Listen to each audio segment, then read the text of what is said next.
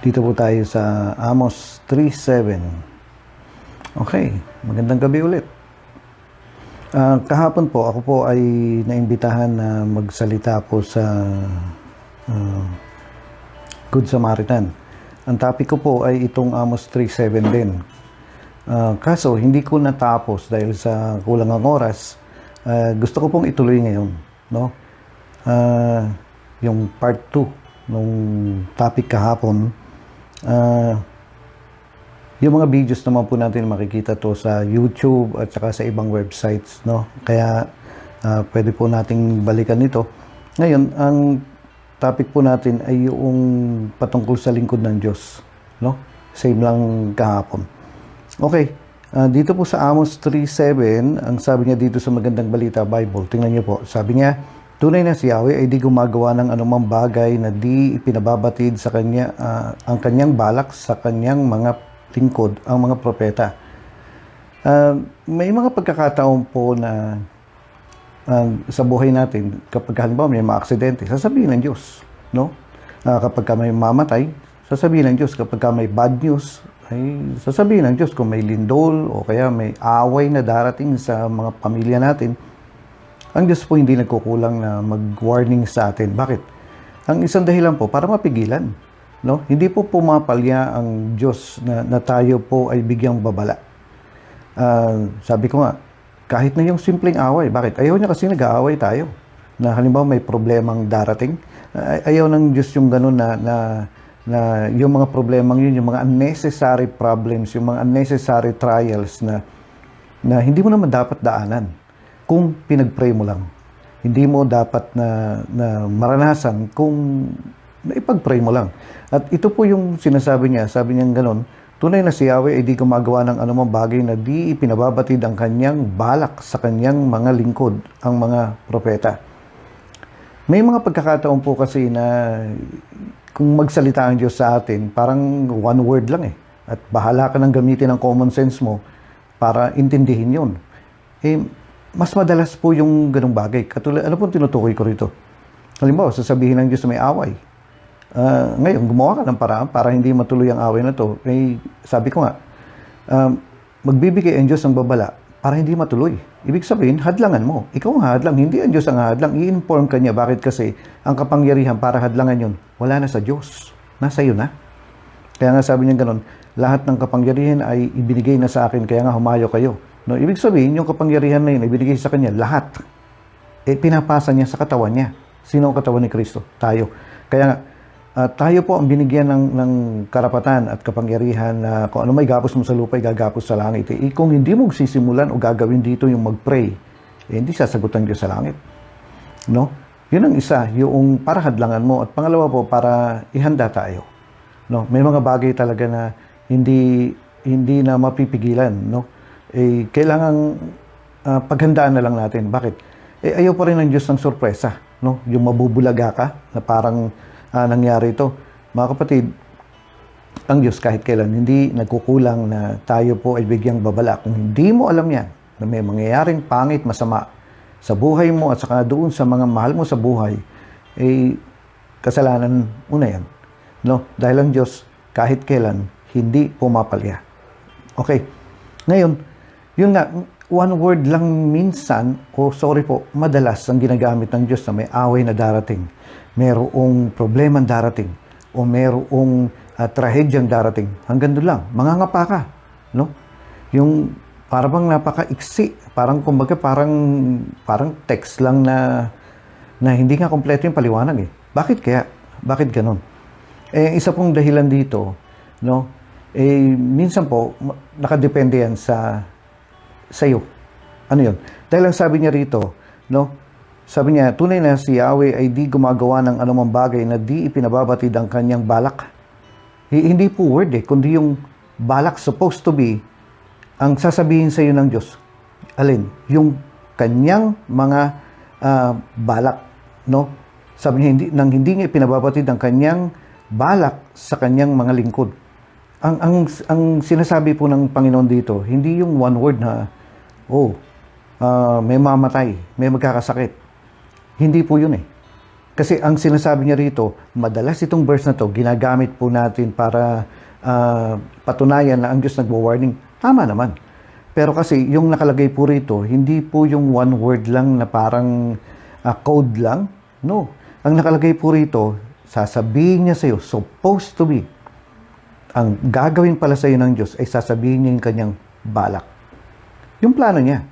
Kasi alam niyo po, dito po sa sa Amplified Version, dito po sa Amplified Version, no? Sige.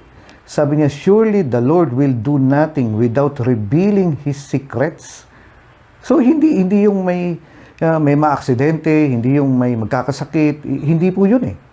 Ang plano kasi ng Diyos, supposed to be, kapag kakausapin niya ang lingkod niya, i-reveal niya, sasabihin niya yung sikreto niya. No, hindi yung may maaksidente, yun lang. No, hindi po ganun. Kasi ang original na plano ng Diyos, sasabihin niya sa iyo yung sikreto sa likod ng pangyayari. Isipin niyo pong mabuti yun. Kasi ang nakalagay po rito, without revealing His secrets. Sikreto. Sino nakakaalam nun? Ang Diyos at gusto niyang malaman mo. Kaya dapat dalawa kayong nakakaalam ng sikreto niya. Hindi niya sasabihin to kay Satanas at sa ibang tao. Sasabihin niya to kung naglilingkod ka. Magiging mas malinaw yung i-reveal sa iyo ng Diyos, yung plano niya, yung balak niya, magiging mas malinaw kung naglilingkod ka. Pero ngayon, kung ikaw po ay tamad magsimba, at tamad mag-pray, at tamad mag-aral ng Word of God, sapat na yung tingi-tingi impormasyon, yung bitin na impormasyon na, may mamatay, may magkakasakit, may maaksidente, yun, ganun lang. Na walang background, walang dahilan. Minsan kasi, tingnan niyo po, pagkadadaan tayo sa pagsubok, laging tanong natin, Lord, bakit? Hindi po masasagot ng mga codes lang yan, na isang word lang. Kailangan ipaliwanag pa ng Panginoon sa atin yun. Pero kung lingkod ka, ang sabi niya rito, sasabihin niya sa iyo, ipapaliwanag niya sa iyo, ipapaalam niya sa iyo, bubuksan na Diyos yung isip mo kung bakit nangyayari ang mga bagay na ito. Bakit? Ayaw niya kasing nasa kadiliman tayo na hindi natin alam kung ano yung plano niya. Kasi, ulitin ko po, sabi niya, the Lord will do nothing without revealing His secret to His servants, the prophet. Ito mga kapatid wala kang karapatang chismisan ng Diyos o kaya mag-open ng Diyos sa iyo kung hindi ka naglilingkod sa Kanya. Ngayon, kung anak ka niya, bibigyan ka niya ng inward witness. Pero kasi ang tinutukoy niya rito, yung sikreto niya, i-open niya sa iyo kung naglilingkod ka. No? Malaki pagkakaiba nun. Kasi yung mga isang salita, may away na darating, o magkakaroon ng aksidente, mga ganun-ganun lang No? Pero ang Diyos po, sasabihin niya sa iyo yung mga sikreto behind. Okay po. Dito po sa BSSP na translation na Tagalog po, sabi niya, ngunit walang ginagawa si Yahweh nang hindi inihahayag ang kanyang plano. Yung ginamit po rito ay plano. So, ibig sabihin, yung mula sa simula hanggang sa wakas, may summary na i-open niya sa iyo. No? Para hindi ka nangangapa. Para hindi ka yung bitin na bitin, yung hindi ka nasa kadiliman, na wala kang ka-idea bakit nangyayari yung mga ganitong mga bagay. Ayaw po ng Panginoon yon. Bakit mo sinabi yan, Kuya Boy? Kababasa lang natin. Ngunit walang ginagawa si Yahweh nang hindi inihahayag ang kanyang plano sa kanyang mga lingkod. Kung gusto nating malaman ang mga sekreto at plano ng Diyos, maglingkod tayo. Maging lingkod tayo, hindi yung sunod-sunod ka lang na parang kailangan. Kasi, iba kasi yung nag-apply ka na empleyado ka Iba kasi yung nag-apply ka na servant ka ni Lord. No? Kasi originally, tayo pong lahat ay naging anak ng Diyos. Ang sino man tumanggap kay Jesus ay binigyan niya ng karapatang maging anak ng Diyos. Pero it's up to you kung maglilingkod ka. No? Ngayon, tinanggap mo si Jesus, anak ka na. Pero not necessarily, lingkod ka. Ikaw magdi-decide kung mag-a-apply kang magtatrabaho sa business ng tatay mo. At sino po yung tinutukoy ko? Ang ama, siyempre. Kaya nga sabi niya gano'n,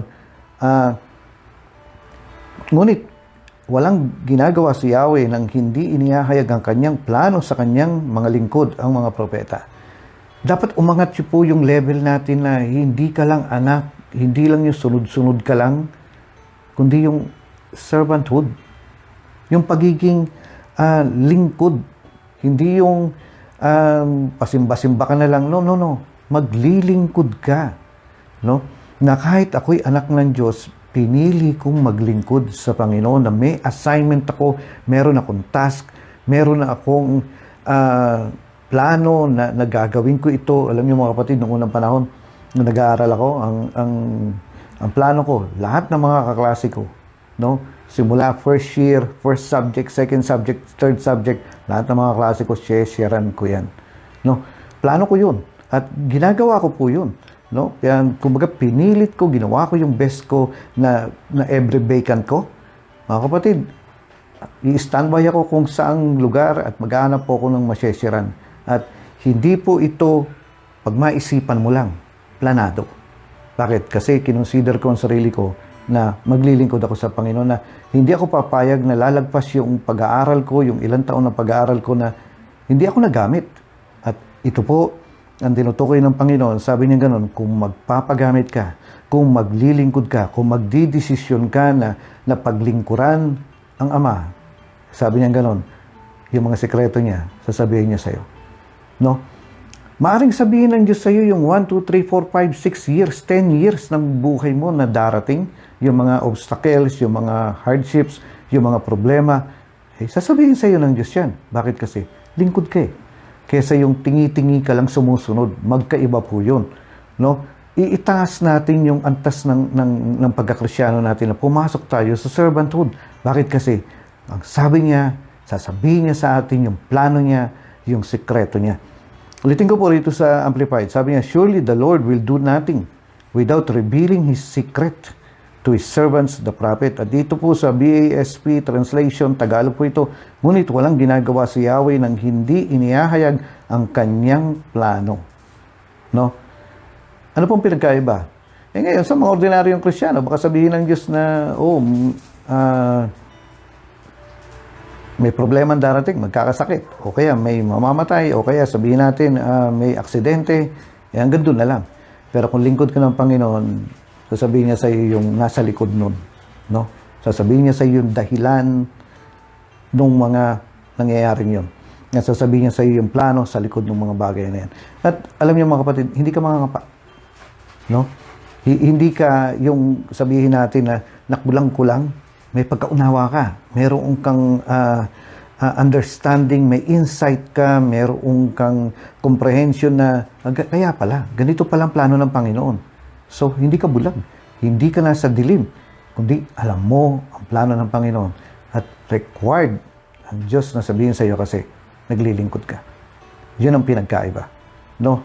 Nang wala sa paglilingkod at nandun sa paglilingkod. I-check ko po itong mga pangyayari. Naalala ko po si Kenneth Hagin noong unang panahon na nagpapastor siya. Merong isang lalaki po na biglang bumaba sa bus, no? Parang yung mapantrangko, yung mga ganon.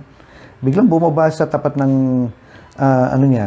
ng simbahan niya at dumiretso kaagad doon sa simbahan, araw ng linggo. Ngayon, nagkamayan sila, nagpakilala yung lalaki na sabi niya, pastor ako dito sa ganitong lugar.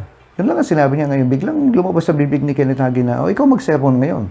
Sa kanila kasi, basta pastor, usually, pinag-sermon nila kaagad kahit di nila kilala. Dito po sa Rema, hindi. Inaalam po natin. Okay po. Ngayon, nung andun na po yung pastor na tinawag na sa pulpito, sinabi ng Diyos kay Kenneth Hagin, lahat ng pera mo sa wallet mo, ibigay mo sa kanya. Offering mo. Ngayon, nagkagulo na yung isip ni Kenneth Hagin. Sabi niya gano'n, Lord, magpapasko. Kailangan kong mag-ipon ng pangregalo sa misis ko. Yung mga bata, kailangan kong bilhan ng bagong damit, magpapasko. Alam niyo, sabi ni Kenneth Hagin, magmula rin nagsimula yung sermon ng pastor hanggang sa natapos, wala daw siya naintindihan kasi nga nakikipagtalo sa Diyos kung ibibigay niya lahat ng pera niya sa wallet niya. Pero sinabi po ng Panginoon sa kanya, ang pastor na ito ay papunta sa isang syudad At dito siya tumigil sa tapat ng simbahan mo kasi naubusan ng pamasahe. Hanggang doon lang. Ngayon, ibigay mo lahat ng pera mo sa kanya dahil doon sa pupuntahan niyang syudad, mag-a-apply siya na pastor sa isang simbahan at makukuha siya ron. Yun ang sinabi. Natapos po yung sermon ni Kenneth Hagin. Natapos po yung sermon ng pastor at nung paalis na yung pastor, lahat ng pera niya sa wallet niya, ibinigay niya. Naging masunurin. At yun nga ang sinabi ng Diyos kay Kenneth Hagin. Itong pastor na to ay mag-a-apply sa siyudad na ito at makukuha siya ron. Kaya siya tumigil dito sa harapan mo kasi naubusan ng pamasahe. At nung binigay na ni Kenneth Hagin yung pera niya, nagpaliwanag po yung pastor. Sabi niya, kukunin ako, nag-a-apply ako sa siyudad na ito na magpastor. Kaso, naubusan ako ng pamasahe dito sa tapat ng simbahan mo. Ngayon, sumagot si Kenneth Hagin, sabi niya gano'n, may balita ako sa iyo, ikaw na susunod na pastor doon. Kaya tama yung sinabi ng Diyos kay Kenneth Hagin. So, yung plano, no? Kaya nga sabi niya gano'n, ngunit walang ginagawa si Yahweh nang hindi inihahayag ang kanyang plano sa kanyang mga lingkod. Yung plano, hindi yung one word lang na punta ka rito, o kaya may mamatay, o kaya may maaksidente, gano'n na parang, anong ibig sabihin? Hindi common sense na lang ang gagamitin mo para kung ano man. Pero ito, ang sinasabi ng Diyos, sasabihin niya yung plano. Maaring hindi kumpleto o buong-buo yung plano kasi hindi po ganun ang Panginoon. Pero bibigyan kanya ng sapat na informasyon para alam mo yung ginagawa mo. No? At ano po nangyari? At totoo pala yung sinabi ng Diyos nga, dahil kailan naman hindi totoo ang sinasabi ng Diyos. Pero ang tinutukoy ko po rito, sinabi ng Diyos kay Kenneth Hagin, yung plano. At ito po ang pinag-aaralan po natin. Kung gusto mo makuha po ang plano ng Panginoon, iangat mo yung antas ng pagkakristyano mo. Hindi yung sunod-sunod lang, paulit-ulit po ako sa bagay na to. Itaas mo yung status ng pagkakristyano mo. Pumunta ka sa servanthood, yung naglilingkod ako. No? Na Lord, maglilingkod ako. Na hindi yung basta sunod-sunod lang, ano ba tawag dito? Yung nakikiuso lang, nakikibarkada lang. No, iakyat mo dahil may promise si Lord. Sasabihin niya sa iyo yung mga plano niya na hindi niya gagawin sa iba. Okay. Naalala ko po yung time na nag-seminar po ako dito sa may Broadway Centrum. No? Hindi ko po kilala yung pastor, pero sa palagay ko po, yung pastor po ay propeta. Ngayon, nagtawag po siya sa harapan. Ang seminar po ito. Nang sino man gustong magpa-pray, ngayon may isa pong nakapila po yung mga tao at yung isa pong babae na lumapit doon, nilehan siyang ganyan. Pagkatapos nag-pray siya at ito po yung sinabi niya, lumabas sa bibig niya na meron akong kalooban para sa iyo. Hindi yung karelasyon mo ngayon. Yan. No, yung something na ganun. Hindi naman eksaktong-eksakto dahil tagal na. Pero hindi ko po makalimutan. Yung babae po, nag-iiyak. Bakit? Kasi ang sinabi po noong pastor na, ang alam ko, propeta yon. Kasi nga, yung gift na yon. Alam niyo po, sabi nung pastor, meron akong mas higit na para sa'yo. Meron akong kalooban para sa'yo. Hindi ang karelasyon mo ngayon. Ayan. So, ang linaw nun. Pero yung babae, nagwawala na. Nag-iiyak na. Ngayon, nakuha na po yung attention naming lahat kasi nagwawala na yung babae. Iyak na lang iyak eh. Maya-maya, nung nahimasmasan na yung babae, biglang nagsalita siya at narinig po namin, ikakasal na pala siya bukas. No? Ikakasal na bukas. So, ang galing nung time nung propesya eh. Bakit? Kasi, yung plano, sinabi ng Diyos. Hindi yung, wag mo ituloy ang kasal. Hindi ganun eh. Bitin na bitin. Ang hirap kayang kumbinsihin ng tao na ikakasal ka bukas. Pagkatapos, sasabihin ganun, may itigil ang kasal. Yung ganun ay mahihirapan ka eh. Mahihirapan ka intindihin.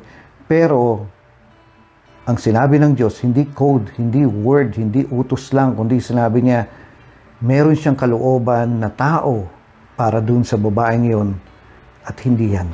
So, malinaw ka agad. Bakit? Kasi plano. No, plano. At sasabihin po ng Diyos ito sa mga lingkod niya. No, kaya nga sinasabi ko po, ina-encourage ko kayo, itaas natin yung level ng paglilingkod natin. Bakit? Kasi yan ang gusto ng Panginoon. Sabi niya gano'n, plano. Sabi niya rito sa ibang translation, sa ESV, no? Sabi niya gano'n, for the Lord does nothing without revealing His secret to His servants. No? Tapos, dito naman sa Good News Bible, the sovereign Lord never does anything without revealing His plan to His servants. Ngayon, dito naman sa ASB, sabi niya, surely the Lord Jehovah will do nothing except He reveal His secrets unto His servants the prophet. Okay, the prophets. Ngayon, ano pong ibig sabihin nito? Required ng Diyos na banggitin sa iyo yung mga bagay na to. Ngayon, kung wala kang prayer at wala kang pag-aaral ng Word of God, wala kang time na magbabad sa presensya ng Panginoon, I doubt, hindi ka makakatanggap ng plano niya. Makakatanggap ka ng udyok, makakatanggap ka ng witness, makakatanggap ka ng warnings, pero hindi yung plano. Kaya nga, iangat po natin yung level ng pagkakristyano natin. Pumunta tayo sa servanthood. Bakit? Kasi required ang Diyos na sabihin sa'yo yung plano niya. No? Para hindi ka nangangapa. Para hindi tayo nandun sa para kang nangangapa na nakatakip yung mata mo, lumalakad ka sa buhay kristyano mong ganyan. Hindi ganoon. Never na ganoon ang plano ng Diyos. Nalala ko po yung time na ito pong may isang worker po, July camp po ito. Tinitingnan ko po yung worker na ito. Na mukhang okay naman. Yung sa abot ng alam ko, mukhang okay naman siya. Biglang andun po pumasok sa isip ko yung mawala na siya. No, kasi nagluluko siya sa paglilingkod niya. Wala naman akong proof. Ngayon, mahirap kasing puntahan itong taong ito. Sabihin ko na habang tinitingnan kita, biglang na-reveal sa akin ni Lord na ikaw ay nagluloko sa hindi naman ako siguradong ganon. No, kasi sinabi niya na ang worker na ito ay mawawala na dahil nagluloko siya sa kanyang paglilingkod. Ngayon, inisip ko nga, baka ako lang yun. No? Hindi naman ako ganun kasigurado.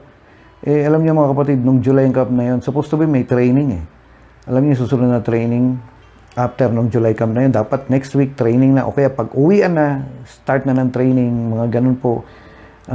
Nung unang panahon pa to, hindi ko na matandaan Alam niyo mga kapatid, hindi siya nagpa-deploy. Ngayon, nag-isip ako, bakit kaya? No, andun kasi sa isip ko na may plano kasi akong maganda para dito sa worker na to. Siyempre, bilang pastor, kailangan maganda lahat ng plano natin. Kailangan may pangarap tayo sa mga workers po natin. At ako po may pangarap at plano sa kanya. Pero alam niyo mga kapatid, hindi na siya nagpa-deploy. Nawala na siya. Next term, tapos next term, isang taon, 2 taon. Alam niyo, nabalitaan ko na lang. Kaya pala. Kasi ito palang worker na to, bawat pinag-deployan niya, kumuha ng boyfriend. Na-deploy siya sa ganitong lugar, nag-boyfriend. Na-deploy na siya ulit sa ibang lugar, nailipat na, nag-boyfriend. At sa lahat ng inikutan niya, may boyfriend. No? Kaya pala. Yun pala yun. At later on na lang, nabalitaan ko po na siya po ay nanganak na. No? Nang walang asawa. Okay. So, ayun Kaya ngayon, kung dumating man yung time na sabihin ko, ba't nawala ganito, ganyan, hindi na po ako nagtataka. Kasi nga, may paliwanag na ang Diyos No? Nalala ko po rito dito po sa Ananias chapter 9. No? Ito pong si Pablo, papunta po sa Damasco, nalaglag sa kabayo, nasilaw, at nakarinig po ng boses dahil inuusig niya ang Panginoong Jesus. Sabi ng boses ay, bakit mo ako inuusig? Sabi gano'n ni Jesus. Ngayon, nung inakay na po si Pablo, mayroon pong isang tao na ang pangalan ay Ananias na kinausap ng Diyos. Sabi niya, ilehans mo si Pablo. No? Saulo pa ang pangalan niya nun. Ilehans mo dahil sa nandun siya sa ganitong lugar at nananalangin, bulag siya, sabing ganon. Ngayon, ayaw niya Ananias. Sabi niya, kilala ko ng taong ito, Panginoon, nanguusig ito. Mga tao po talaga, takot talaga sa pag-uusig, no? Ngayon, kahit mismo ang Espiritu na ng Diyos ang nagpaparinig sa iyo, nagpapakita sa iyo, minsan nangingibabaw pa rin yung takot. Katulad ni John the Baptist, no, yung tatay niya. May anghel lang nagpakita. Sabi niya gano'n, magkakaroon ng anak yung asawa mo, magkakaroon kayo ng anak, at ganito, ganyan. Pero may anghel na nagpakita sa kanya, tapos sasabihin niya, gaano katotoo yan? Anghel na yung kaharap mo, magtatanong ka pa kung gaano katotoo yan. Ayun na, anong nangyari? Di napipi. No? Minsan grabe ang pagka-unbelief ng mga tao. Okay, ngayon ito pong si Pablo, sabi ni Ananias, ayoko ilayan siyan. Alam niyo, ito po nagpaliwanag ang Diyos. Kumbaga parang inopen ng Diyos kay Ananias yung plano niya. No, hindi niya sinabing inuutusan kita, pumunta ka na. No? Na parang bitin. Hindi. May paliwanag siyang sinasabi rito. Buksan ko po rito punta tayo rito sa Magandang Balita Bible. Sabi niya, ngunit sinabi sa kanya ng Panginoon, pumaroon ka, sapagkat hinirang ko siya upang ipakilala ang aking pangalan sa mga hintil. So, yung assignment na gagawin po ni Ananias kay Pablo ay inexplain ng Diyos na itong plano ko. Kaya kita inuutosang pumunta ron. No? Pumunta ka na. Hindi po iniwan ng Diyos si Ananias na bitin o bulag. Tapos sabi pa niya ganon, sa mga hari at sa mga anak ng Israel. At ipapaalam ko sa kanya ang lahat na dapat niyang tiisin alang-alang sa akin. Okay. So, ito yung pinagkaiba na yung kumbaga parang papaliwanagan ka pa ng Diyos na sa kabila ng anak ka niya, no? Pero iba kasi yung pinapaliwanagan ka ng Diyos na minsan dadaan ka sa ganitong problema, sa pagsubok na ganito, ganyan. Madalas walang paliwanag ang Diyos no? Basta magtitiwala ka lang sa Kanya, pero hindi always ganun. Ang Diyos po ay nagbibigay ng sikreto, nagpapaliwanag ng Kanyang plano, nagbibigay siya ng insight, nagbibigay siya ng paliwanag, ng explanation, bakit mo dadaanan yan, bakit mo dinadaanan yan, bakit mangyayari ito. Bakit? Kasi lingkod ka niya. Kasi ang sabi niya rito, yung paliwanag na yan ay binibigay niya sa kanyang mga servants. No? Hindi rin sa mga tingi-tingi lang ang pagsunod, kundi sa kanyang mga servants, yung mga nag-apply na ako po ay maglilingkod sa iyo, Panginoon. No, yung nasa payroll niya o yung officially enrolled na ako ay maglilingkod sa iyo, Panginoon.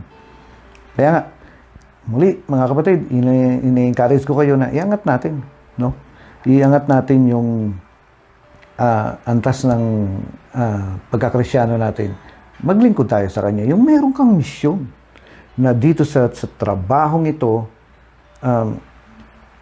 iwiwin ko lahat yung mga taong yan. Gagawin ko yung best ko. Naalala ko po, sa pagko-close natin, naalala ko po yung isang kasamahan namin nung unang panahon na nagpapray siya na, Lord, bigyan mo ko ng trabaho, bigyan mo ko ng trabaho, bigyan mo ko ng trabaho. Every overnight at every day, nandun siya sa simbahan. Napakainit niya at yun po, ang prayer request niya, bigyan siya ng trabaho. Alam niyo mga kapatid, biglang, siyempre, pinagpe-pray natin yan. Ano nangyari? Biglang nawala. At 1 week, 2 weeks, 3 weeks, 1 month, 2 months, 3 months. Wala na, hindi na makontak. No? 4 months, 5 months.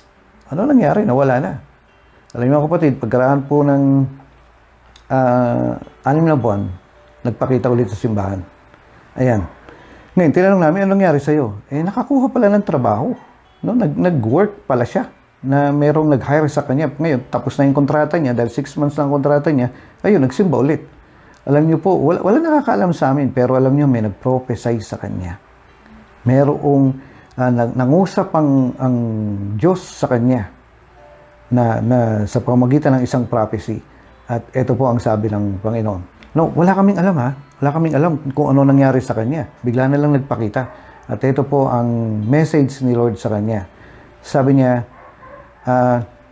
inilagay kita sa trabahong yun para sharean mo ang lahat ng mga tao. Pero kahit isa, wala kang sharean. Ulitin ko po, inilagay kita doon sa trabahong yun para sharean mo ang mga tao. Pero ni isa, wala kang sharean. Alam niyo, pagkatapos po ng prophecy yun, iyak siya ng iyak. Hindi ko lang kung naintindihan kung ano yon. Nung pagkatapos na lang ng overnight na yon, doon ko lang nalaman, yung pala nangyari. Nung tinanong ko siya, sabi niya, patawarin ako ng Diyos, Kuya Boy, kasi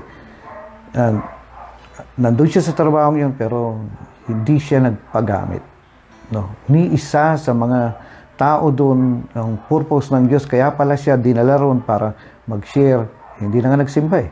No? May time naman, dahil everyday po, kung tutuusin ang service sa church, kung di man siya maka-attend ng Sunday, andun po yung church po natin noon ay 24 hours na bukas. No? At may sariling prayer room yun. Anytime magpunta ka, mag-pray ka kung gusto mo, nandun yun. No? Open lang. At yun po, ano nangyari? Wala na. Sayang yung pagkakataon. Angat po natin yung level ng pagkakristyano natin. Pumasok tayo sa servanthood. Bakit? Kasi bilang lingkod po ng Diyos, no, ay dito po, ayon dito, mag-explain siya sa'yo. No? Sasabihin niya yung mga sekreto niya sa'yo. Bakit nangyayari ito ganun? Hindi ka mabibitin. No? Okay. Ngayon, paano ngayon kung halimbawa anak ka lang ng Diyos, no? Kakausapin ka pa rin niya. Pero kasi dito sa verse na to, ang sabi niya gano'n, ang Diyos ay walang gagawin malibang sabihin muna niya ang mga sekreto at plano niya sa kanino? Sa mga naglilingkod sa Kanya. Take advantage po natin ito. Lord, maraming salamat sa iyong salita. Tulungan mo kami, Panginoon, na maunawaan ito at magamit mo kami na umangat kami doon sa level na naturingan kami talagang mga lingkod ng Panginoon. Hindi yung nakikisali lang, nakikiuso lang, nakikibarkada lang, kundi Panginoon, meron kaming misyon, meron kaming purpose, meron kaming assignment. At ano yun? Yung maglingkod sa iyo, Panginoon. Ilagay mo kami doon sa level na yon at aakyat kami, Panginoon. Mag-a-apply kami sa iyo na maglilingkod kami. At naniniwala ako, Panginoon, kakausapin mo kami tungkol sa mga plano mo. Manghiniling namin sa pangalan ni Jesus. Amen. Ay, okay po. Maraming salamat po sa imbitasyon. Kung maganda po, pakinggan niyo pa ulit-ulit ito. Bakit? Kasi ang daming gustong sabihin ng Panginoon sa atin. Mabibitin lang po. Alam niyo, yung talagang kung makikipag-fellowship ka sa Panginoon, makikita mo minsan 2-3 oras. Akala mo 10 minutes ka lang na nagpe-pray. Hindi mo alam, 3 oras na pala dumaan. At nakakarinig ka ng boses niya. No? Dumarating yung time na nagkukwento sa iyo ang Panginoon. No? Hindi ko po maipaliwanag ito ng ganun na lang. Kailangan niyo pong maranasan para maintindihan niyo. Pero nakukuha po yun yung makikipag-fellowship ka sa Panginoon. Makikita mo na marami pala siyang gustong i-open sa iyo. Bilang anak at bilang lingkod. Kaya magandang gabi po. Maraming salamat ulit sa imbitasyon. God bless you. Bye-bye na po.